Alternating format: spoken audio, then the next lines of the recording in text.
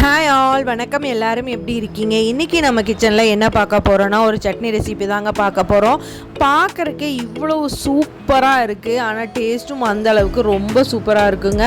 ஒரு மருத்துவ குணம் வாய்ந்த ஒரு ஃப்ரூட்லேருந்து தான் நம்ம இந்த சட்னி செய்ய போகிறோம், நாவல் பழம். இந்த நாவல் பழம் இந்த சீசனில் கிடச்சா கண்டிப்பாக மிஸ் பண்ணாமல் வாங்கி சாப்பிடுங்க. ரொம்ப மருத்துவ குணம் வாய்ந்தது. இந்த நாவல் பழம் பார்த்திங்கன்னா சர்க்கரை நோயாளிகளுக்கு செரிமான பிரச்சனைக்கும் மற்றும் இந்த ஸ்கின் அலர்ஜி தோல் சம்மந்தமான நோய்க்கு குணப்படுத்த ரொம்ப யூஸ்ஃபுல்லாக இருக்குங்க. இது பார்த்திங்கன்னா ரொம்ப நோய் எதிர்ப்பு சக்தியும் தருது. கண்டிப்பாக இந்த சீசனில் இந்த பழம் வாங்கினா நீங்களும் வாங்கி சாப்பிடுங்க, குழந்தைங்களுக்கும் வாங்கி கொடுங்க. ரொம்ப ஹெல்த் பெனிஃபிட் உள்ள பழங்க. இதில் தான் நம்ம இன்றைக்கி ஒரு சட்னி செய்ய போகிறோம். இதை வாங்கிட்டு உப்பு மஞ்சத்தூள் போட்டு நல்லா வாஷ் பண்ணி எடுத்துகிட்டு அதோட கொட்டையை மட்டும் நீக்கிட்டு நம்ம ஸ்கின்னு அந்த இது எல்லாமே நம்ம இப்போ கட் பண்ணி எடுக்க போகிறோம். இப்போ நான் ஒரு 10லிருந்து 15 நாவல் பழம் எடுத்து நான் கட் பண்ணி எடுக்கிறேன். இது நீங்கள் 15 நாவல் பழம் போட்டிங்கன்னா நாலு பேர் நல்லா சாப்பிடலாம், அந்த அளவுக்கு இருக்கும். இந்த நாவல் பழ சட்னி டேஸ்ட் அல்டிமேட்டாக இருக்குங்க. இட்லி, தோசை, சப்பாத்தி கூடையெல்லாம் சூப்பராக இருக்கும். கண்டிப்பாக ட்ரை பண்ணி பாருங்கள். இப்போ நம்ம எல்லாம் கட் பண்ணி எடுத்துகிட்டு ஒரு மிக்ஸி ஜார் எடுத்துக்கலாங்க. இதில் 1/4 மூடி அளவு தேங்காவை நான் சின்ன சின்ன பீசஸை கட் பண்ணி சேர்த்திருக்கேன். இது கூட 4லேருந்து 5 பல் பூண்டு சேர்த்திருக்கேன். ஒரு 1/2 இன்ச் இஞ்சியை சின்ன சின்ன பீசஸாக கட் பண்ணி சேர்த்திக்கோங்க. இது நல்லா வாஷ் பண்ணிவிட்டு சின்ன சின்ன பீசஸாக கட் பண்ணி சேர்த்திக்கிறேன்.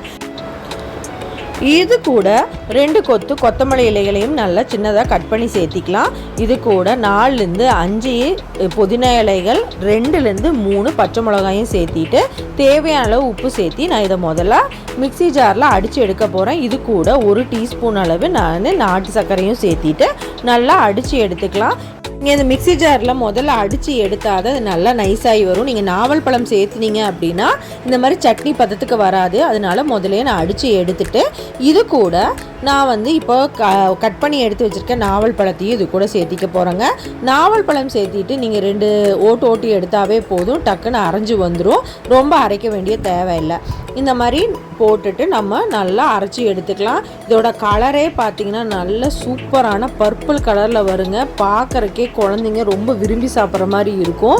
இப்போ அடித்து எடுத்துட்டோம். நம்ம ஒரு பவுலுக்கு ட்ரான்ஸ்ஃபர் பண்ணிடலாம். ட்ரான்ஸ்ஃபர் பண்ணிவிட்டு நம்ம அப்படியே சாப்பிட்லாங்க. இதுக்கு எந்த தாளிப்பும் நம்ம சேர்த்த வேண்டியதில்லை. இட்லி, தோசை, சப்பாத்தி கூட டேஸ்ட் அல்டிமேட்டாக இருக்குங்க.